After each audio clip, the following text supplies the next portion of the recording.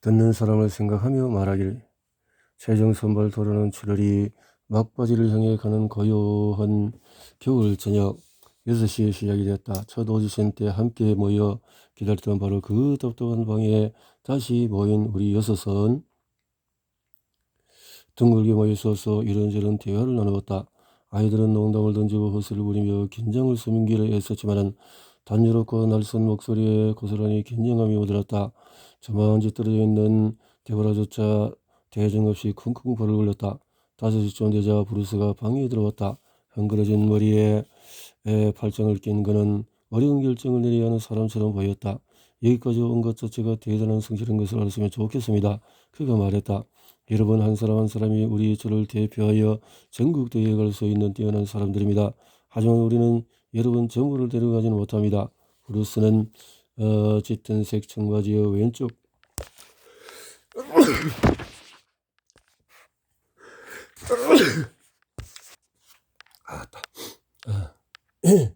허저머리에서 꼬깃꼬깃하게 잡힌 종이 한 장을 꺼냈다. 자, 이제 시작하는 게 좋겠군. 브루스가 스피치 순서를 일러주었다. 나는 데보라와 언제나 전쟁하는 12학년 마이크와 함께 찬성팀에 배정되었다. 내가 첫 번째 데보라와 마이크가 각각 두 번째, 세 번째 주제였다. 우리 셋이 가까이 모이자 브루스가 주제를 거주었다. 에코다주는 도덕적으로 정당하다. 에코타주는 도덕적으로 정당하다. 이 엄숙한 단어들의 조합을 들으니 등골이 오욱 쌓여있다.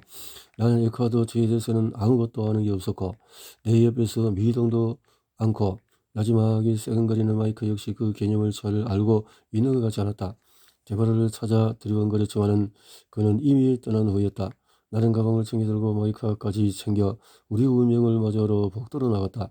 청소 도구실처럼 생긴 주무실로 가니 태브라는 벌써 태브 위에 상석에 앉아 있었다. 마이카와 내가 쭈뼛쭈뼛 의자를 빼고 앉으니 데브라가 마치 전쟁을 진두지 하는 장군 같은 폼으로 몸을 앞으로 숙였다. 너희들 에코타주가 뭔지 아니? 알지? 나는 침을 꿀꺽 삼키고는 마이카를 쳐다봤다. 그의 얼굴이 순식간에 창백해졌다. 데브라의 눈을 씻겨떴다. 환경에 해로운 프로젝트를 지연시키거나 중단시키려고 공공기물을 파손하거나 재산상에 해를 가하거나 방해하는 행위를 말해. 이후에 12년 동안의 데보라는 에코타주에 대한 우리의 질문에 대답을 해 주었다. 벌목용 사슬톱 같은 산림벌채 장비를 산림벌채 장비를 끼리 위해 나무의 못을 박아둔다든지 하는 거야. 보통 이런 행동은 사람을 다치게 하려는 의도는 없지만 그렇다고 그런 가능성을 아주 배제하지는 않아. 혼란이 어느 정도 가라앉은 뒤에 마이크와 나는 가능한 논증 전략 아이디어를 주고받았다.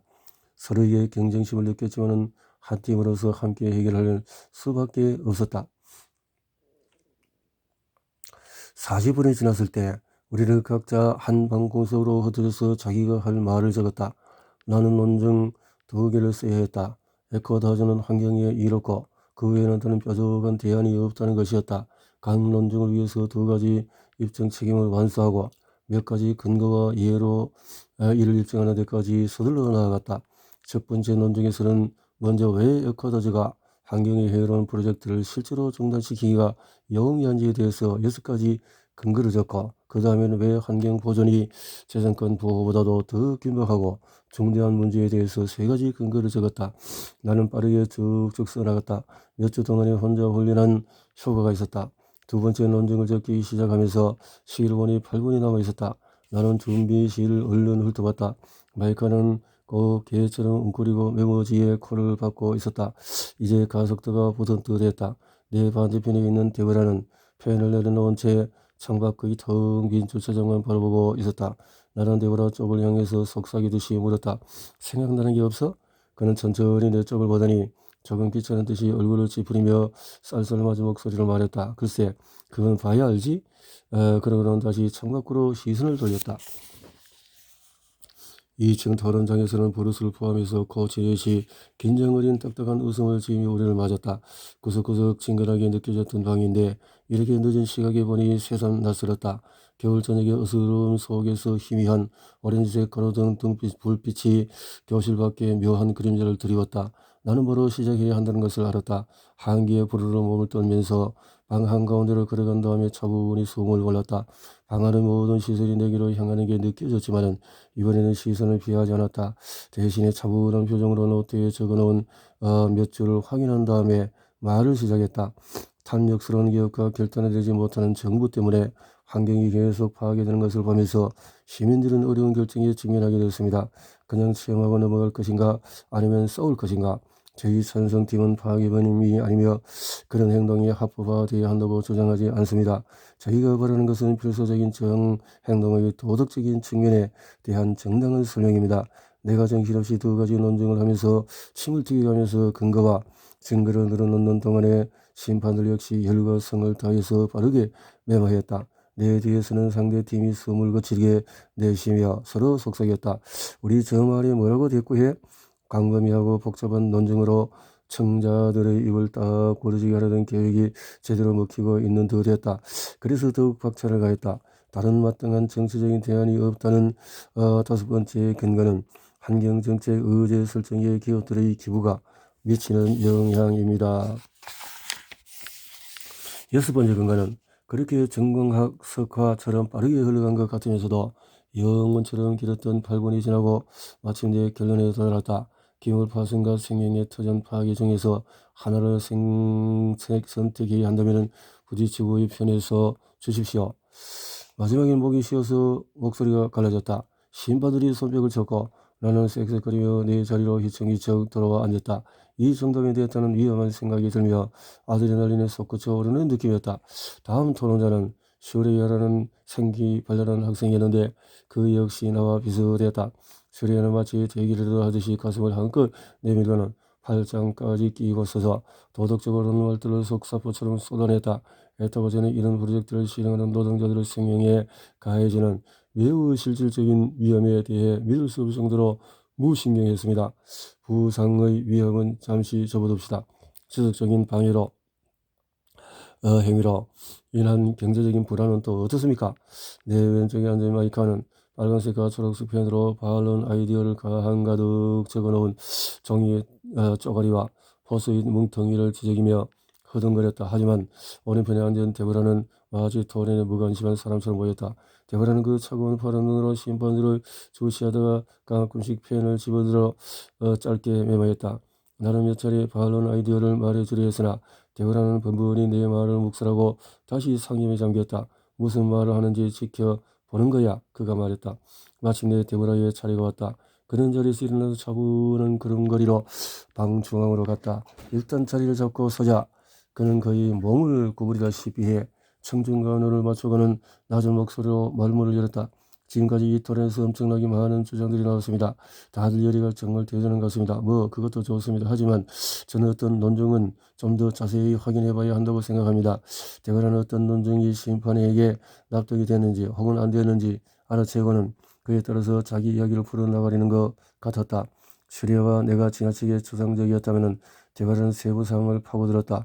폭력이니 재난이 하는 말도 우리 팀에서 나온 개입이니 저항이니 하는 말도 다 잊으십시오.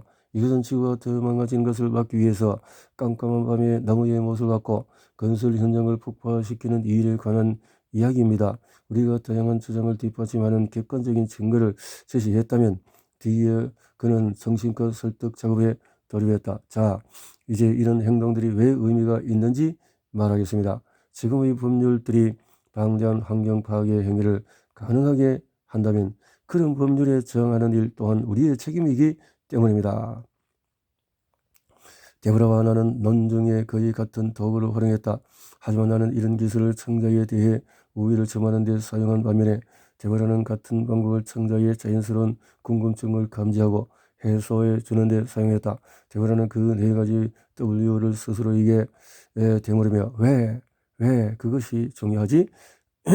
라고 궁금해할지 모르는 청자를 향해 답변했다. 다른 사람을 자기 생각의 공저자로 삼은 거였다. 나의 토론을 다시 떠올려 보니 몹시 씁쓸해졌다.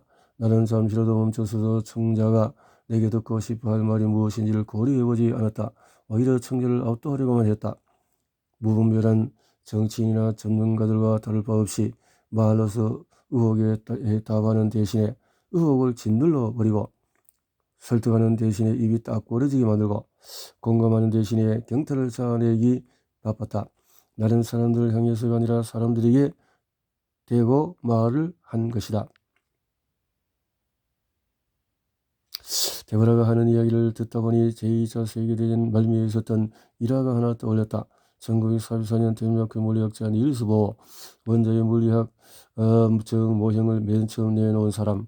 그 세계가 곧 엄청난 위험에 빠질 거라고 확신했다. 그는 뉴멕시코주의 로스 엘모스 사막에 위치한 메르튼 계획의 산실에 수차례 방문하고 나서 이 파국적인 무기 경쟁을 막는 유일한 길은 미국의 핵폭탄 제조에 거의 성공했음을 소리내 알리는 것뿐이라고 결론지었다. 그의 내내 로비란 끝에 그는 마침내 윈스턴 처칠, 프랭클린 루즈벨트와 면담하는 자리를 갖게 되었다. 면담은 한심하기 짝이 없었다. 처칠의 보좌관에 따르면 보호에 완곡하고 또 철학적이고 모호한 표현과 도저히 알아듣기 힘든 속삭이는 듯한 목소리에 처칠은 완전히 흥미를 잃어 예정된 시간보다 일찍 자리를 피하고 나서 이렇게 선언했다고 한다.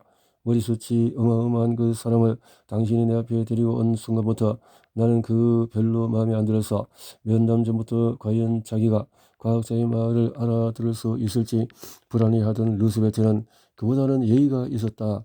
하지만 그의 보좌관은 나중에 대통령께서 그 사람이 한 말을 조금이라도 알아들었는지 의심스럽다고 했다. 아마 보호의 덩케테식 임무 수행은 애초부터 실패할 운명이었을 것이다. 소련에 대한 연합국의 불신이 갈수록 깊어졌고 타국 출신 과학자 역시 못 믿었기는 마찬가지였으니 하지만 철학자 칼 포퍼가 보호와의 논쟁에 대해서 기술한 대목을 읽었을 때는 그는 다른 사람이 말할 기회를 전혀 주지 않고 혼자서만 계속 떠들었다. 상대가 간신히 한두 마디 알치면 바로 말거리를 자르고 다시 끼어들었다. 이런 상상을 해보지 않을 수가 없었다. 만약에 보호에게 듣는 사람의 의심과 머리를 뒤집을 여유가 있었다면 세계는 어떻게 바뀌었을까? 데보라는 스피치를 마무리하고 자기 자리로 돌아왔다. 나는 그의 온기에 더해 땀 냄새가 살짝 섞인 달콤한 향수 냄새에 압도당하는 기분이었다. 교실 뒤에 앉아있던 심판위에서는 크게 기쁘지도 감동받지도 않은 듯 보였다. 대신 그들의 얼굴에는 마치 내 응답을 들은 사람들이 짓는 안도감 같은 것이 어른 표정이 떠올라 있었다. 그래. 마침내 세계 학생 토론대회에 나가다. 나는 주 대표팀에 들어가지 못했다. 대신에 후보로 선정된 덕분에 2010년의 8월에 열린 전국대회 대표팀과 함께 갈 수 있게 되었다. 그리고 입고 싶었던 윗주머니에 우리 주를 상징하는 진홍색 워라타 꽃이 새겨진 청색 블레이저 유니폼을 입고서 그때부터 모든 일이 빠르게 진행됐다. 그로부터 1년 뒤인 2011년 나는 퍼스에서 열린 전국대회에서 뉴사우스 웨일스주를 대표해서 참가했고 우리 팀은 우승을 거뒀으며 나는 호주 국가대표팀의 5멤버 중에 한 사람을 뽑혔다. 덕분에 나는 스코틀랜드의 항구 도시 던디, 남아프리카 공화국의 수도 케이프타운으로 날아가 세계 학생 토론 대회에 나갔고 거기서 우리 팀은 결승전에서 패배의 쓴맛을 보아야 했다. 16살과 17 이렇게 정신없이 보내며 나는 대회의 수준이 어떻든 토론은 결국 논쟁으로 기착된다는 사실에 위안을 받았다. 또한 처음에는 완벽한 농정, 천재성의 사물을 이상으로 여겼지만 이제는 분명히 알게 되었다. 진짜 이상적인 상태는 팀원들의 기여, 청자의 기대, 사랑하는 사람들이 중요하게 여기는 가치 등 수많은 요소가 합쳐져서 만들어진다는 사실을. 이런 논쟁들은 대담무쌍하게도 스스로 진실임을 주장했다. 하지만 컬트처럼 조각조각 깨어 만드는 논쟁은 진실에 대한 하나의 관점을 고정된 실체가 아닌 공유된 진실로 구체해 나가는 일인 것 같았다. 이는 한 사람의 연설이 아니라 서로 의견을 나누는 과정에서 이루어졌다. 18살 생일을 몇 주 앞둔 2012년 8월 마지막 주 금요일 테즈 메이니아 섬에서 열린 전국대회에서 나는 호주 대표팀 주장으로 뽑혔고 브루스는 대표팀 코치가 되었다.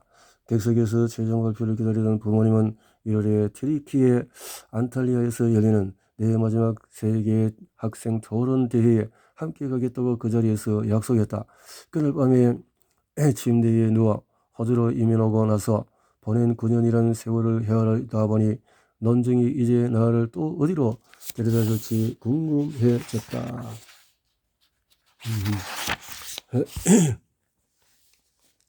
토론에서 그래요.